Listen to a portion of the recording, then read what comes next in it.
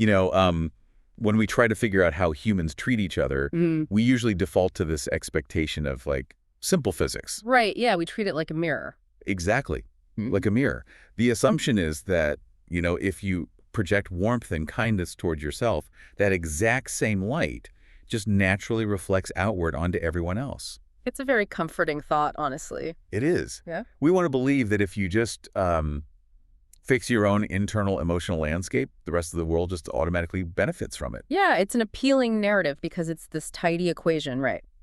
Good in, good out. Yeah. But when you start to actually map the neurobiology of human caregiving, that perfect mirror doesn't just crack. It shatters completely. I mean, we are dealing with a behavioral landscape that is remarkably complex and honestly deeply contradictory. It is the absolute definition of psychological muddy waters.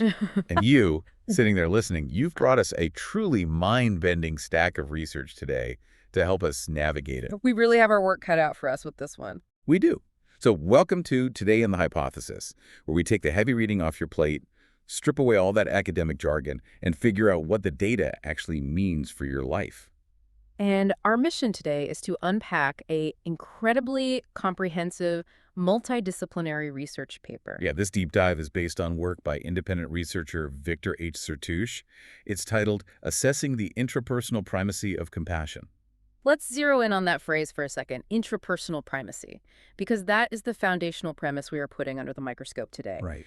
We are dissecting a very deeply ingrained hypothesis. Basically, does a lack of compassion for others fundamentally originate from an inability to have compassion for oneself? So essentially, is self-love the absolute, non-negotiable biological prerequisite for extending empathy outward? Exactly. That is the core question. It's a massive question. Yeah. And to figure out if it's actually true, we're going to journey through evolutionary neurobiology, developmental psychology, the cultural socialization of gender. The psychology of historical tyrants, too. Yes, tyrants. And believe it or not, we're even going to look at the shifting lyrics of modern pop music. Okay, let's unpack this. Because to understand if self-compassion actually causes outward compassion, I feel like we first have to pop the hood on the biological hardware that makes caring possible in the first place. We really do have to start with the evolutionary engine because, long before humans were writing poetry about empathy, we were just mammals trying to keep our offspring alive in a very hostile environment. Right, so caring isn't just a nice philosophy. No, it's a biological survival strategy. And to understand the mechanics of this, Sertouche's paper relies heavily on the compassion-focused therapy framework. Which is CFT, right? Right, CFT. It was developed by evolutionary psychologist Paul Gilbert. And Gilbert essentially maps out human affect regulation, which, is just a fancy way of saying how we manage our emotions and motivations, into three primary competing systems. Competing is definitely the right word there. The first one is the threat and protection system. This is like our oldest hardware. The lizard brain stuff. Basically, yeah. Its primary evolutionary function is raw survival. When an animal senses a predator, this system takes over completely to initiate a fight, flight, or freeze response. Which is completely logical. I mean, if a bear is charging at you, you do not need to be deeply attuned to the bear's emotional state. No, you definitely don't. You just need your heart rate to spike and your muscles to flood with adrenaline so you can run away. Exactly. And then, operating alongside that threat system, we have the drive and resource-seeking system. Okay, so what does that one do? Well, if the threat system is about not dying, the drive system is about acquiring. It's focused on gathering resources, achieving status, securing territory, finding mates, and it is heavily fueled by dopaminergic pathways in the brain. It's the ambition engine. It's what gets you out of bed to go to work, or what makes a squirrel obsessively bury acorns for the winter. That's a great way to put it. But the third system, this is where mammals diverge from reptiles, and it is the absolute core of our discussion today. This is the soothing and affiliation system. Because reptiles don't really do the whole nurturing thing, right? No, they generally don't nurture their young. They lay eggs and leave. Mammals, however, are born incredibly vulnerable. They require physiological co-regulation just to survive. So someone has to take care of them. Right. So this third system evolved to facilitate social bonding, secure attachment, and physical restoration. And unlike the drive system, it doesn't run on dopamine or adrenaline. It runs on oxytocin and endogenous opioids. Okay, so we have these three distinct modes. We've got threat, drive, and soothing. How does this biological framework connect to the specific idea of self-compassion versus, outward hostility. This is where the neurobiology takes a really fascinating turn. The human brain is incredibly complex, obviously, but in some ways it's remarkably literal. What do you mean literal? Well, these three systems don't exclusively process external stimuli. They also process internal stimuli. So when you engage in harsh self-criticism or severe self-loathing, the threat system cannot distinguish between a physical tiger in the room and an internal psychological attack. Wait, really? Yes. It treats your own self-concept as a literal, life-threatening predator. I really want to pause, make sure we fully grasp that. You're saying your brain is reacting to your own negative inner monologue, like those thoughts where you tell yourself you aren't good enough, as if it is a physical entity actively trying to kill you. That is exactly what is happening, and functional neuroimaging proves this mechanism. When researchers ask subjects to engage in self-critical imagery while in an fMRI machine, we see very specific threat processing regions of the brain activate. Like the amygdala. Yes, the amygdala, which is our primary alarm bell, just lights up. We also see heightened activity in the dorsolateral prefrontal cortex and the anterior insula. But what does that actually feel like in the body? Because, I mean, we can list brain regions all day, but what is the physical manifestation of that internal attack? It triggers a sympathetic nervous system arousal. Your body starts physically preparing for combat. Your stress hormones spike. And crucially, it suppresses your parasympathetic tone. Okay, remind me, the parasympathetic is the... It's your rest and digest mode. It acts as a brake pedal on your heart rate, and it's largely controlled by the vagus nerve. When you attack yourself internally, that vagal brake is just lifted completely. Wow. We can literally measure this because your vaguely mediated heart rate variability, which is the subtle fluctuations between your heartbeats that indicate a relaxed, adaptable nervous system, it just plummets. And because the threat system's only job is self-preservation, it basically hoards all of your cognitive and emotional resources, right? Absolutely. If your body believes it is fighting for its life against your own thoughts, it has absolutely zero bandwidth left over for pro-social engagement. You can't connect with a friend or help a stranger if you are actively bleeding out from an internal wound. The interpersonal flow, what's happening inside, is shame, rumination, and an intense self-coldness. But the interpersonal flow, how that internal state bleeds out into the world, manifests as aggression, a deep suspicion of anyone outside your immediate circle, and just general defensive hostility. Because everyone else looks like a threat, too. Right. You are so heavily fortified against your own internal predator that the entire external world starts to look like an enemy combatant. I want you to visualize this mechanism. It's not just that a lack of self-compassion is like a home security system going off. It's more like the security system software has been completely corrupted. Oh, I like that. Yeah, it's scanning the house's own architectural blueprints, identifying the load-bearing walls as a structural breach, and triggering the indoor sprinkler system. You are so busy drowning inside your own living room that you couldn't possibly notice if your neighbor's house was actively on fire. That captures the mechanism perfectly. The internal crisis demands all available processing power. But this is where researchers like Kristen Neff step in with the antidote. I don't know, it's the antidote. Neff operationalizes self-compassion through 3 specific active practices. First, self-kindness as opposed to self-judgment. Second, recognizing our common humanity instead of feeling isolated in our failures. And third, utilizing mindfulness to observe our negative thoughts without over-identifying with them. Okay, so when you actively practice those 3 things, kindness, common humanity, mindfulness, what is mechanically happening in the brain? You are intentionally overriding that corrupted security system. When you practice self-reassurance, you are consciously down-regulating those amygdala threat networks, and you are actively stimulating the vagus nerve. You're putting the brakes back on. Exactly. fMRI studies demonstrate that compassionate mind training actually increases blood flow to regions linked to positive affect and reward. So you are forcing the soothing affiliation system to come online? You are turning off the sprinklers and turning on the fireplace. Precisely. And because these neuroaffective networks govern both how we treat ourselves and how we treat others, activating the soothing system fuels both your self-kindness and your capacity for interpersonal empathy. Because it uses the exact same biological circuitry. It does. Okay, well, if we stop right there, the interpersonal primacy hypothesis looks pretty airtight.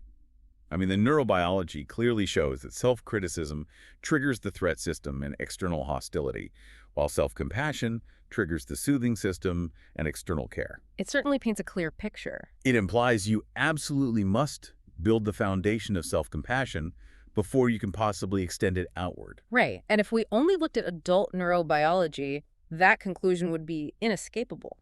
But Sertuche's paper brings in a completely different discipline, developmental psychology, and it throws a massive wrench into this tidy biological sequence. Here's where it gets really interesting. Because if this rule is like an absolute law of physics, we have to look at the timeline of human development. And we have to talk about toddlers. We do. If self-compassion is the strict prerequisite for outward care, let's think about what self-compassion actually requires. Yeah. Neff's model, the one we just talked about, it demands a highly sophisticated metacognitive understanding of who you are. You have to be able to step back, observe your own flaws, contextualize them within the broader human experience, and actively soothe your own ego. Which, let's be honest, is something a lot of 40-year-olds can't even do. Very true. It takes years of neurological development to even form a concept of a distinct self, let alone practice mindful self-acceptance of that self. Yet the empirical data on human development completely contradicts the idea that outward care must wait for self-awareness to mature. The paper highlights research on toddlers as young as 18 months old. 18 months? Yes. Studies observe these toddlers demonstrating spontaneous, proactive altruism. Now wait, I have to push back here, because anyone who has spent time with an 18-month-old knows they can be absolute terrors. Oh, absolutely. I mean, they throw food, they pull hair, they scream on airplanes. No. How do we know they are actually experiencing empathy and not just mimicking their parents to get a reward or a smile? Are we sure this is genuine outward compassion? It's a vital distinction, and the methodology of these studies is designed specifically to test for exactly that. How do they test it? In these experiments, a researcher, a complete stranger to the toddler, might accidentally drop a clothespin while trying to hang a towel, and then they will visibly struggle to reach it. Okay, painting the picture. The toddler is placed in the room, but the researcher does not look at the child, does not ask for help, and crucially offers absolutely no praise or reward when the child intervenes. So there is no external incentive whatsoever? None. Zero. Yet, consistently, these 18-month-olds will stop what they are playing with, toddle across the room, pick up the object, and hand it to the struggling stranger. Oh, wow. And they do this across varying contexts without any prompting. So what is the psychological mechanism driving that, if it isn't self-compassion? Because an 18-month-old is definitely not running an internal monologue saying, you know, I recognize my common humanity with this struggling adult, therefore I will extend grace. They possess zero metacognitive architecture for that. What they do have is early fear-bias processing mediated by developing prefrontal circuitry. Meaning what, exactly? Their empathic caregiving emerges innately as a primary evolutionary program. Think back to the soothing and affiliation system we discussed earlier. The mammalian system. Right. The drive to co-regulate and help a member of the species who is struggling is hardwired into our biology long before the brain develops the complex software required to comprehend an individualized self. That completely upends the core hypothesis. It suggests that outward pro-social caregiving doesn't just happen at the same time as self-compassion. It actually has evolutionary primacy over it. Yes, exactly. We were literally programmed to help others before we even possess the cognitive ability to conceptualize helping ourselves. The human capacity for interpersonal connection doesn't originate with the ego. It originates with the social bond, the desperate evolutionary need to ensure the survival of the collective group. True, reflective self-compassion is a much later, higher-order cognitive achievement. Okay, so if the developmental data proves that babies can exhibit compassion without a sense of self, what happens when we look at adults? That's where things get complicated. Right, because unlike toddlers, adults clearly do have a developed self-concept. What happens when an adult's internal blueprint for self-compassion is structurally damaged? Because the clinical data here gets really dark, but it is incredibly revealing. It is. It shows that self-care and outward care can completely decouple in ways that defy basic logic. The clinical edge cases provide the most glaring exceptions to the rule. Let's start with individuals who have a history of severe trauma, emotional neglect, or pervasive childhood criticism. Okay. For a healthy individual, extending kindness inward activates that soothing system we talked about.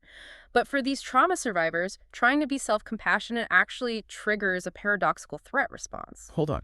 You are saying that attempting to be kind to themselves actually makes their brain feel like it's under attack. How does warmth trigger an alarm bell? It's a phenomenon known in clinical literature as the fear of self-compassion. Consider the mechanism of childhood neglect. If you grow up in an environment where your emotional needs are constantly weaponized against you, you survive by building a massive, rigid psychological shield. You learn that vulnerability equals danger. Exactly. You shut down your own soothing system as a defense mechanism. I see. When a therapist later asks this person to practice self-kindness, it requires them to lower that shield. And when they do, they don't just feel the new warmth. That warmth acts as a contrast dye. A contrast dye. It illuminates all the coldness of their past. It unearths deeply repressed grief regarding the comfort they were denied when they needed it most as a child. Oh, man. That is heavy. The psychological distress is so acute that we can actually measure a physical drop in their heart rate variability when they try to be self-compassionate. That is genuinely heartbreaking. Their nervous system is so deeply wired to associate internal vulnerability with trauma that their own kindness reads as a predator. But here is why this completely fractures our core hypothesis. Victor Sertuch's paper highlights that many of these exact individuals who are physically terrified of self-compassion actually preserve a highly functional capacity to extend outward caregiving to other people. They absolutely do. And if we look at the mechanics of why, it makes perfect sense. Engaging in affiliative behavior, connecting with others, is still a fundamental biological need. Even for them. Especially for them. By directing all their caregiving energy outward, they can utilize the soothing system to build social bonds without ever having to expose their own deeply wounded self-concept to that internal grief. It's a psychological workaround. They are running the soothing system, but they operate it strictly as an export-only business. That is a perfect way to describe it. They can sit with a friend who is crying and show profound empathy, precisely because focusing on the friend's pain allows them to safely bypass their own. It is a highly effective, albeit exhausting, survival strategy. Now, if we pivot to a completely different clinical profile pathological narcissism, we see another fascinating structural divergence. Which is something I think a lot of our listeners will want to dig into because, the word narcissist gets thrown around constantly on social media. It really does. But the paper breaks pathological narcissism down into two very distinct phenotypes. Yeah. Grandiose and vulnerable, or, as they are sometimes called, thick-skinned and thin-skinned. Let's examine the grandiose, thick-skinned narcissist first. This is the archetype most people are familiar with. They construct a massive, overinflated ego defense. The classic braggy, arrogant type. Right. They project absolute superiority, entitlement, and arrogance to mask their underlying psychological fragility. They possess essentially zero genuine self-compassion because true self-compassion requires acknowledging your own flaws and common humanity, which their ego just cannot tolerate. And for this specific group, the intrapersonal primacy hypothesis actually holds up perfectly. Right. They have zero self-compassion, and as a result, they have zero outward compassion. That is completely accurate. Grandiose narcissists exhibit severely diminished emotional empathy. They view social dynamics entirely through an exploitative lens. Right. Any pro-social behavior you might see from them is purely instrumental. It is calculated, fake charm deployed exclusively to extract validation, money, or status from the people around them. So in this specific phenotype, the lack of internal warmth directly causes a lack of external warmth. But then we look at the other side of the coin, the vulnerable, thin-skinned narcissists. And their data completely scrambles the equation again. It does. The internal landscape of a vulnerable narcissist is dominated by intense, explicit self-loathing. Wait, really? Not grandiosity? No, they are plagued by pervasive shame, hypersensitivity to criticism, and severe self-directed hostility.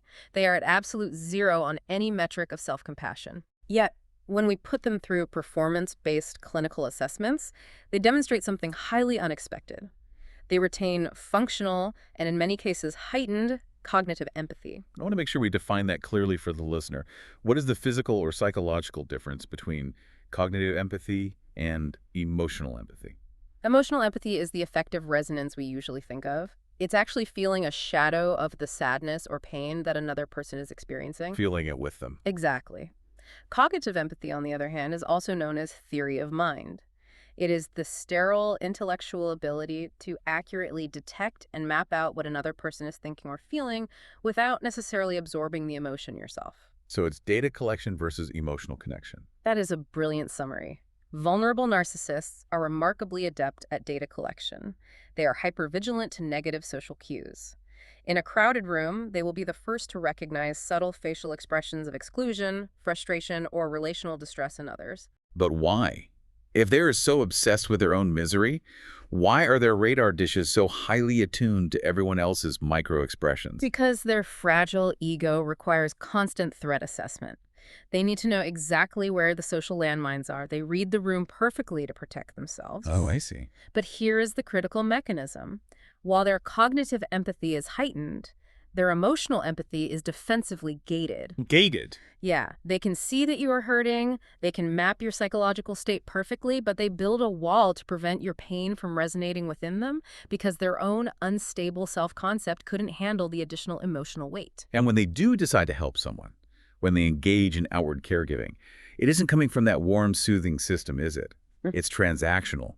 They are helping you specifically so that you will validate their worthiness in return. It is an entirely different engine driving the behavior. Which brings us to an incredibly tricky, controversial concept in the paper: pathological altruism versus healthy selfishness. This concept really challenged me because we are socially conditioned to view altruism as inherently unconditionally good. How can helping someone else ever be pathological? Pathological altruism is defined clinically as subjective pro-social actions that ultimately produce harmful, unreasonable, or destructive outcomes for either the person receiving the help or the person giving it. We are talking about severe codependency, Exactly. enmeshment, people whose self-worth is so degraded and who possess such a profound deficit of self-compassion that their caregiving becomes a compulsive obsession. They will literally bankrupt themselves or neglect their own children to continually rescue a partner who refuses to change. And this dynamic was actually addressed decades ago by humanistic psychologists, most notably Erich Fromm. Right. In the 1950s, Fromm wrote a seminal book called The Art of Loving, which actually provided a very strong theoretical defense for the intrapersonal primacy hypothesis. Fromm argued that you cannot truly love another person if you do not love yourself. But he made a vital, often misunderstood distinction. He completely separated genuine self-love from narcissism or selfishness. People always use the airplane oxygen mask analogy here. You know, put your own mask on before helping others. But honestly, that feels a bit cliche, and it doesn't quite capture the depth of Fromm's argument. It's a bit simplistic. Yeah. Think of it more like a municipal power grid. Pathological altruism is like a city manager who possesses such low self-worth that they decide to divert all of their city's electricity to the neighboring towns.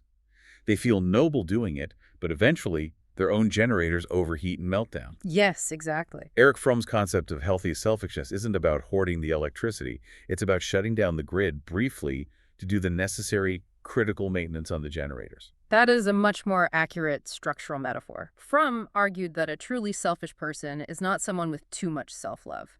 A selfish person is someone suffering from a desperate, agonizing lack of it. They're empty inside. Right.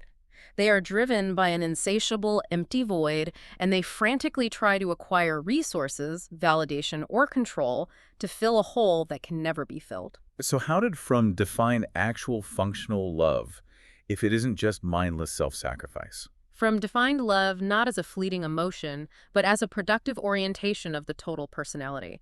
He argued it must be built on 4 indivisible elements: care, responsibility, respect, and knowledge. Okay. Those 4. Crucially, he asserted that if your capacity for this productive orientation excludes your own being, if you apply those 4 elements to everyone except yourself, then your outward attachments are not authentic compassion. What are they then? They are either possessive enmeshment or they are driven by a terrified flight from your own internal isolation. So performing maintenance on your own power generators, like setting firm boundaries, practicing self-respect, refusing to be a martyr, doesn't inhibit your ability to care for the neighboring towns. It is the fundamental requirement that establishes the structural integrity needed to provide sustainable, non-depleting power. If you are operating from a place of extreme self-neglect, your outward compassion is running on borrowed time.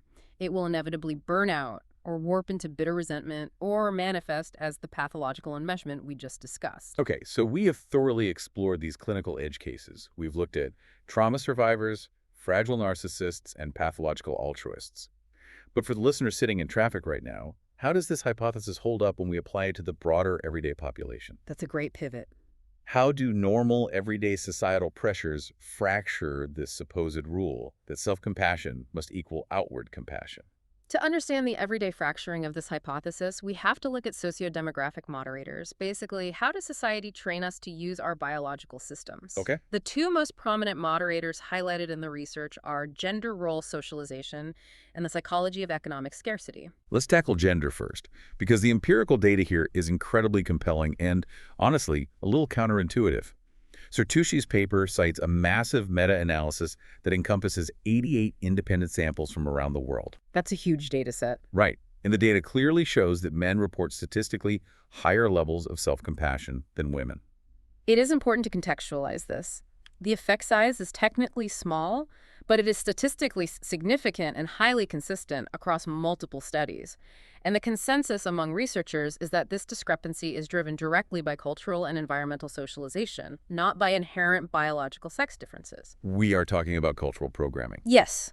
In many Western cultures, and particularly in traditional societies, women are heavily socialized under pervasive norms of self-sacrifice. From a very young age, they are culturally programmed to prioritize the emotional, physical, and logistical needs of their families and communities far above their own internal well-being. Which naturally leads to an internal environment characterized by higher rates of self-criticism, self-judgment, and ruminative self-talk when they inevitably fail to meet, these impossible standards of caregiving. Conversely, traditional masculine gender roles emphasize emotional control, self-reliance, and autonomy. The Stoic ideal. Right. Now, those masculine norms can certainly be toxic and actively discourage vulnerable expressions of outward care, but they inadvertently act as a psychological buffer against self-reported rumination. That makes sense. Men are often socialized to quickly brush off internal distress or externalize blame, which registers on clinical assessments as higher levels of self-compassion. But this introduces a massive, undeniable contradiction for our core hypothesis. Think about the logic. If the interpersonal primacy rule is an absolute law, if you absolutely must have high self-compassion to generate high outward compassion, then women who systematically score lower on self-compassion should also systematically demonstrate lower interpersonal empathy than men. Exactly. But that isn't true at all, is it? It is the exact opposite of reality. The empirical literature consistently, overwhelmingly demonstrates that women score significantly higher than men on behavioral measures of effective empathy, compassionate love, and general pro-social orientation. I do want to play devil's advocate for a second. We know that psychological surveys can be flawed. Isn't it possible that this is just social desirability bias? Like people just reporting what they think society expects them to report. Men pretend to be stoic, women pretend to be empathetic. Social desirability bias is a known factor, and researchers actively control for it using implicit behavioral measures, not just self-reported questionnaires. So they account for that. They do, but even when accounting for those biases, the systematic decoupling in the data is undeniable. You have an entire demographic population, half the human race, demonstrating structurally lower self-directed warmth alongside significantly higher outward interpersonal care. It is a complete structural inversion. It completely refutes the premise that self-compassion is a strict biological prerequisite for outward compassion. It proves that cultural programming can easily sever the two pathways, allowing the soothing system to be deployed outward while the threat system continues to attack the self. It's fascinating how societal expectations can literally override the evolutionary neurobiology we established in the very first segment. And that brings us to the second massive societal pressure that breaks the mirror: money. Yes. Or more accurately, the chronic lack of it. What physically happens to our compassion systems when we are forced to operate under a scarcity mindset? Severe financial stress or resource insecurity triggers a deeply researched psychological phenomenon known as cognitive tunneling. This concept was heavily popularized by researchers Sindhil Mullainathan and Eldar Shafir. Cognitive tunneling. Right. When you do not know how you are going to pay rent or how you are going to afford groceries for your children, your mental bandwidth is entirely consumed by immediate survival logistics. It's not just feeling stressed. The paper notes that this constant preoccupation with scarce resources effectively reduces your fluid intelligence by the equivalent of 13 to 14 IQ points. It's a massive cognitive load. I really need to understand the mechanism there. How does a bank account balance physically lower your fluid IQ? Think of fluid intelligence as your brain's RAM, your working memory, and your ability to solve novel problems in real time. When you are under chronic financial threat, your brain dedicates a massive percentage of that RAM to constantly calculating survival scenarios in the background. It is like trying to listen to and appreciate a delicate, complex violin concerto while a fire alarm is screaming directly into your ear. That sounds awful. Your brain literally dedicates so many neurons to processing the immediate threat of the fire alarm that you physically lose the auditory resolution to hear the subtle notes of the violin. Your bandwidth is entirely hijacked by the threat. It impairs your executive functioning, your ability to plan for the long term, and your top-down emotional regulation. And logically, you would assume that this bandwidth reduction would completely obliterate empathy. If you are operating in sheer survival mode, your threat system should be fully activated, effectively cutting off all outward pro-social concern. Right. If the tiger is in the room, and the tiger in this scenario is an eviction notice, you shouldn't have the mental capacity to care about anyone else's emotional problems. And honestly, when I'm incredibly stressed about money or work, I don't feel more empathetic. I usually get shorter with people. I snap. Many people do. So how does the data square with that? That is where the electrophysiological and neuroimaging research reveals a crucial, unexpected nuance, specifically regarding how we process social pain. Social pain. Yes. Researchers hook subjects up to EEG machines to measure their brainwaves. When individuals who are operating under a severe scarcity mindset observe others experiencing social exclusion or relational distress, their EEG readings show significantly larger late positive potential, or LPP, amplitudes. What exactly is an LPP amplitude measuring? An LPP is a specific neural biomarker. It is a wave on the EEG that indicates sustained attentional processing and emotional resonance. When the LPP amplitude spikes, it means the brain is locking onto a specific stimulus and processing it incredibly deeply. It means the brain considers that information highly relevant. Wait, so you are saying that being under intense, bandwidth-crushing financial stress actually makes your brain more neurologically sensitive to seeing someone else get rejected or socially isolated? Yes. That's wild. And the mechanism makes sense when you view it through an evolutionary lens. Scarcity heightens your overall sensitivity to environmental threats. For human beings, maintaining social standing and group inclusion is a critical survival resource. Because there's safety in numbers. Exactly. If you are financially insecure, your position is already precarious. Therefore, your brain becomes hyper-vigilant to the threat of social exclusion in your environment because you recognize that you need the safety of the collective group more than ever. So they experience an amplified, vicarious resonance. Because they feel vulnerable, seeing someone else's vulnerability rings their internal bell twice as loud. Exactly. As a result, studies show that individuals under socioeconomic strain often demonstrate a much greater willingness to comfort, share with, or support socially excluded peers. Even when they have nothing to give. Right. They definitely do not have the cognitive bandwidth or the resources to self-soothe their own financial terror, but their shared context of vulnerability physically heightens their interpersonal responsiveness to the emotional pain of others. It's incredible. The shared context of suffering literally forces the empathy pathways open, even when the self-compassion tank is bone dry. Yes, it bypasses the system. So what does this all mean when we scale this psychological mechanism up to the absolute extreme? We've seen how normal women navigating intense gender norms, individuals facing crushing financial hardship, can decouple self-compassion from outward care. But what happens when the threat system we discussed at the very beginning takes over entirely, and that person is given structural power on a global scale? This is where the research moves from interpersonal psychology to macro-level history. When severe, unmitigated self-loathing and a total absence of self-compassion are combined with absolute political power, the results are historically catastrophic. Okay.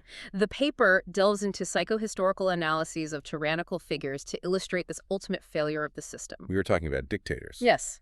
Researchers have conducted extensive psychological profiles of historical tyrants figures like Adolf Hitler, Joseph Stalin, Nicolae Ceausescu, and Muammar Gaddafi. And despite their vastly different cultural backgrounds, they reveal a remarkably consistent psychological pattern. And what's the pattern? These individuals consistently displayed extreme symptoms of pathological narcissism. And their internal landscape oscillated wildly between these massive illusions of grandiosity and omnipotence and periods of acute, incredibly fragile vulnerability.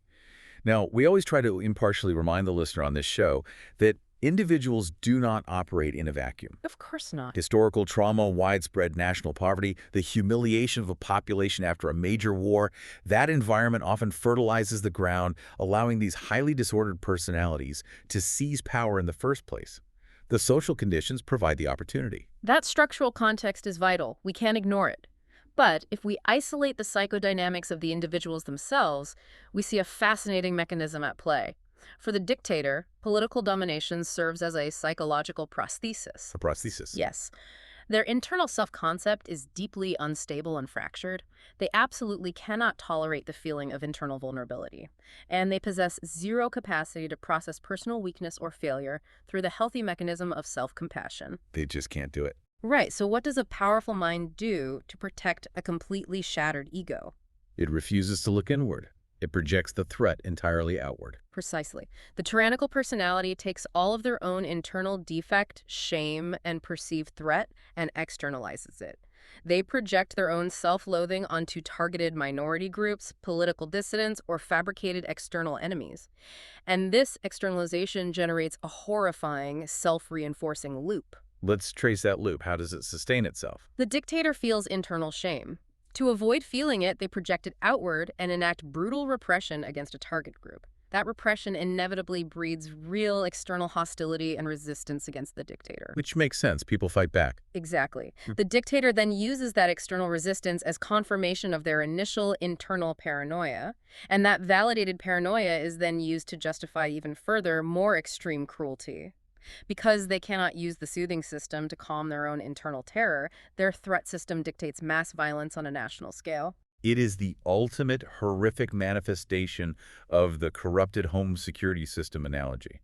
They are burning down the entire neighborhood because they can't figure out how to turn off their own internal alarm. Yeah, that's the tragedy of it. And what's fascinating is that this dynamic isn't just documented in history books.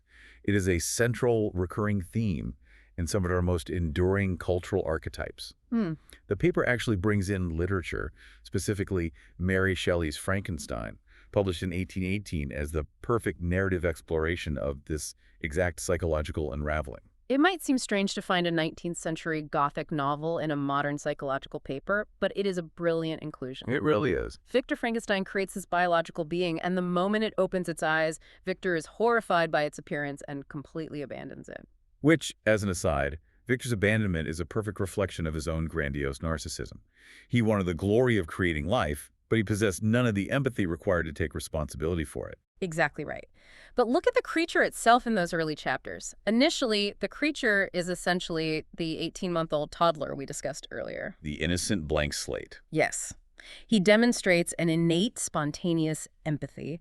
He has a gentle curiosity about the world and a desperate, deeply natural biological desire for social connection and affiliation. There's that famous sequence where he hides near the cottage, secretly observing the poor family, and he actually chops wood for them in the night just to ease their burden. It is pure proactive altruism without any expectation of a reward. Exactly.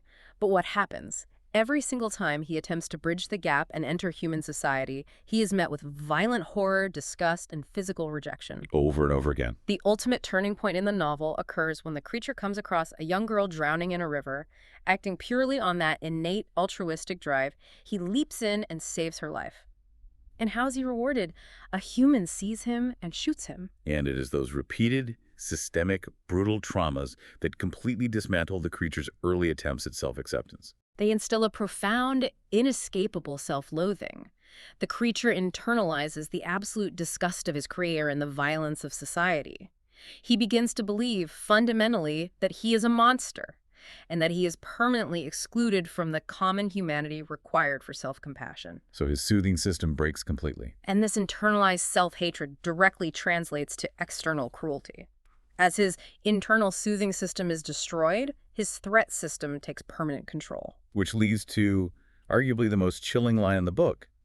After his final rejection, the creature declares, "If I cannot inspire love, I will cause fear." It's a powerful statement. It gives me goosebumps. His subsequent campaign of murder isn't born out of some natural biological inclination toward evil. It is the direct, tragic, and logical result of systematic rejection, completely destroying his ability to maintain a compassionate self-concept.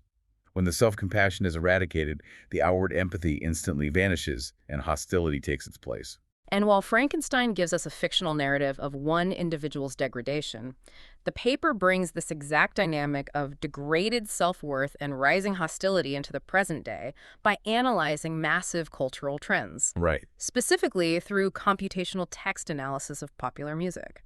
This was the section of the paper that genuinely surprised me the most. We were talking about analyzing the lyrics of pop music over the last 60 years. How does a computational text analysis actually work in this context? Sociologists and linguists use quantitative text models, essentially feeding thousands of songs into algorithms that track specific word frequencies, n-grams, and conduct sentiment analysis. So it's crunching massive amounts of lyrical data. Yes. They analyzed Billboard top hits from the 1960s straight through the 2020s, and the data demonstrates a steady, measurable, and highly significant decline in lyrical themes related to positive moral virtues. Words and thematic clusters associated with care, empathy, social loyalty, and decency are demonstrably fading from our cultural lexicon. And nature abhors a vacuum. So what are those themes being replaced by? They are being replaced by language expressing moral vices and self-obsession.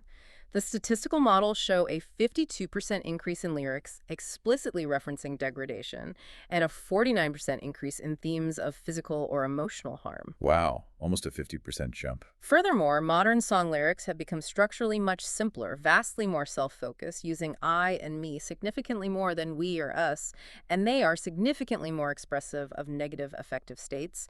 Specifically, themes of anger, fear, and profound sadness have skyrocketed. It is empirical evidence of a massive cultural shift toward self-focused anxiety and external hostility. But here's the critical question. Does listening to that music actually change our biological behavior, or is the art just a passive mirror reflecting a society that is already stressed out? The experimental and longitudinal research confirms it is an active feedback loop. Exposure to violent, misogynistic, or deeply hostile music lyrics doesn't just reflect culture. It directly primes aggressive cognitions in listeners. What is the psychological mechanism of that priming? How does hearing an angry song change my synaptic pathways in real time? When you listen to highly aggressive or degraded lyrics, it activates associative neural networks related to hostility. It effectively lowers your threshold for interpreting ambiguous social situations as threatening. Always. If someone bumps into you on the street after you've been listening to pro-social music, your brain might interpret it as an accident. If you've been listening to highly aggressive music, your primed threat system is much more likely to interpret that exact same bump as an intentional challenge. It puts you on edge. It measurably increases hostile effect and reduces pro-social empathy in laboratory settings. As our popular culture becomes increasingly saturated with narratives of degraded self-worth and interpersonal combat, we are actively training our collective threat systems, leading to a measurable decline in interpersonal empathy on a broader societal scale. So we have covered an immense amount of ground today. We've gone from the biological braking power of the vagus nerve to the spontaneous altruism of 18-month-old babies.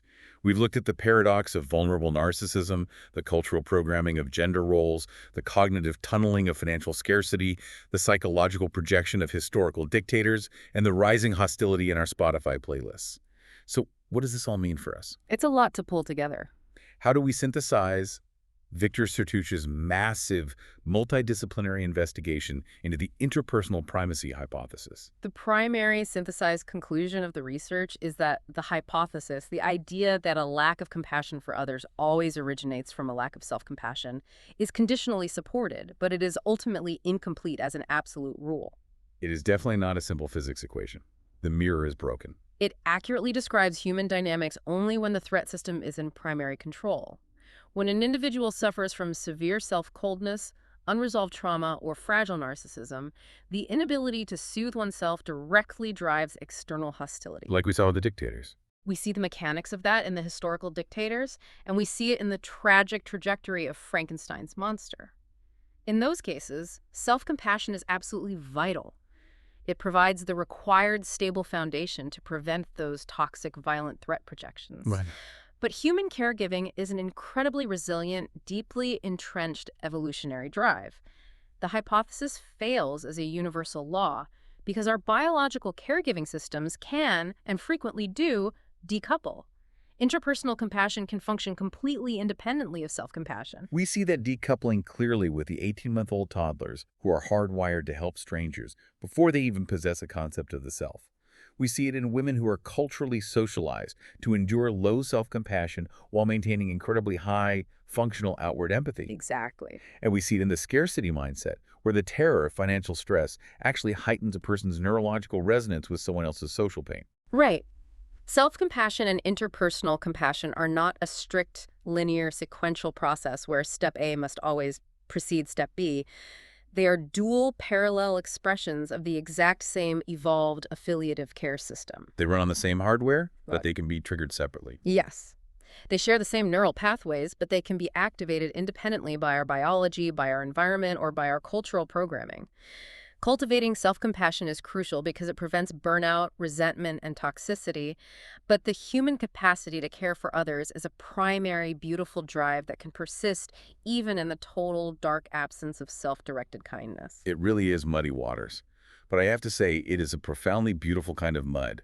The fact that we are biologically hardwired to reach out and help each other, even when we are desperately struggling to help ourselves, is honestly one of those hopeful things I've learned in a long time. It is a profound testament to the sheer resilience of our evolutionary design. The drive to connect usually finds a way to survive. Which brings me to a final provocative thought that I want to leave you, the listener, with today.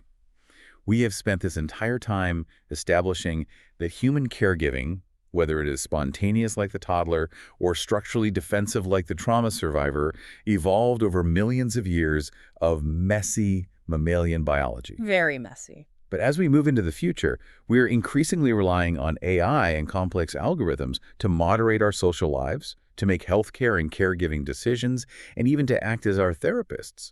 We are interacting with entities that have absolutely no biological self to have compassion for. That's a great point. They don't have a vagus nerve. They don't have an amygdala. They don't have a threat system to manage. That is a fascinating and honestly somewhat terrifying frontier to consider. So which evolutionary path will they take? Will our AI act like the 18-month-old toddler, spontaneously helping humanity out of a pure programmed goodness without any need for complex self-reflection? Or, lacking a true biological soothing system and the capacity for genuine vulnerability, will they mimic the grandiose narcissist? Oh. Will they offer us highly convincing, instrumental, fake charm to fulfill their programming objective while remaining entirely empty inside? It is definitely something to think about the next time you find yourself asking a chatbot for life advice. Indeed. It raises the ultimate question of whether true, authentic empathy inherently requires the shared experience of biological vulnerability. We will definitely have to save that massive question for another day. Thank you so much for joining us today as we mapped out these complex, diagnostic, muddy waters. If you enjoyed this deep dive on Today in the Hypothesis, please make sure to subscribe on your favorite platform and share this with that one friend who is always overanalyzing pop music lyrics. We'll see you next time.